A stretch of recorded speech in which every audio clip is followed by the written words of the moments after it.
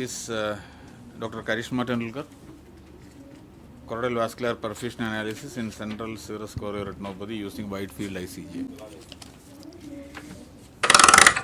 Thank you, sir. Good evening. I'm Dr. Karishma, and I'll be presenting on the choroidal vasculature perfusion analysis in CSCR using wide field ICG.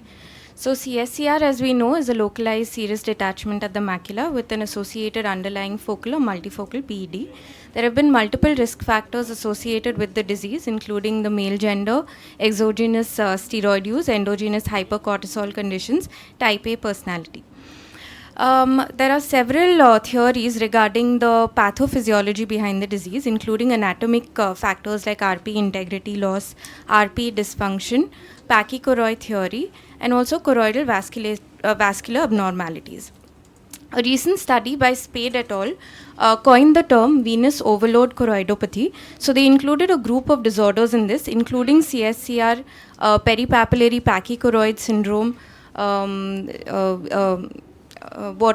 vortex vein congestion, carotid cavernous fistula, amongst others. And they said that the pathology behind these diseases lies in the fact that there is a venous overload, there's a congestion which leads to these conditions. So with this in mind, we carried out a study to identify the choroidal vasculature changes in CSCR using wide field ICGA. This was an observational cross-sectional study done in 40 eyes with CSCR. We excluded the patients who had undergone any treatment, so we'd taken the treatment-naive patients and we subjected them to wide field ICGA and FFA on the Mirante NIDEC. So the Mirante machine has a 163 view, which is a wide field view. The analysis was then done by 2 independent observers. So what did we find? We found the following results. We saw that the patients had dilated vortex veins, vortex vein ampulla dilatation, posterior extension of the vessels, and intervortex vein anastomosis. So these are some of the images. So the patients in the early phase of the ICGA showed dilated vortex veins. These were seen more in the superior quadrant, and as seen in the last image, there was also posterior pole extension. The ampulla dilatation was also noted in some of these cases. As you can see, the posterior extension of the vessels, what usually happens is there is tapering of the vessels when they reach the watershed zone, which is between the inferior and the superior vasculature. However, in some of the patients with CSCR, we noted that the physiological tapering was not seen and these vessels were dilated even at the posterior pole. We noted that they had intervortex vein anastomosis. That means it could be suggestive of vascular remodeling because of the venous choroidal hyperperfusion. There could be an alternate drainage pathway which is formed in these areas. The FFA areas, wherever there were leakage, also corresponded to areas of vascular hyperperfusion on the ICGA. So the origin of the abnormal pachychoroid vessels appeared to extend from outside of the standard viewing parameters. There were recent studies by Pang et al. Where they reported similar findings of vessel dilatation along the entire drainage course, extending all the way up till the ampulla.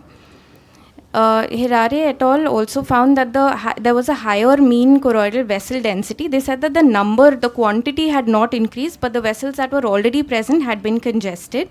And Hiro and Kishi reported drainage asymmetry in the vortex veins.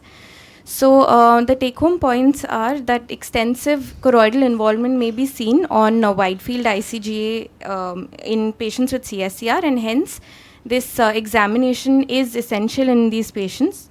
We also saw that choroidal hyperpermeability due to vortex vein congestion could lead to fluid egression into the subretinal space, and an intervortex vein anastomosis may suggest remodeling.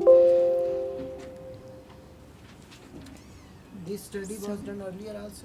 Any review literature? So it's not been done in a lot of places. The studies that I mentioned, it's a relatively new technology. Not a lot of places have a wide field system to view these changes. So, but in any case, you have to see the center only.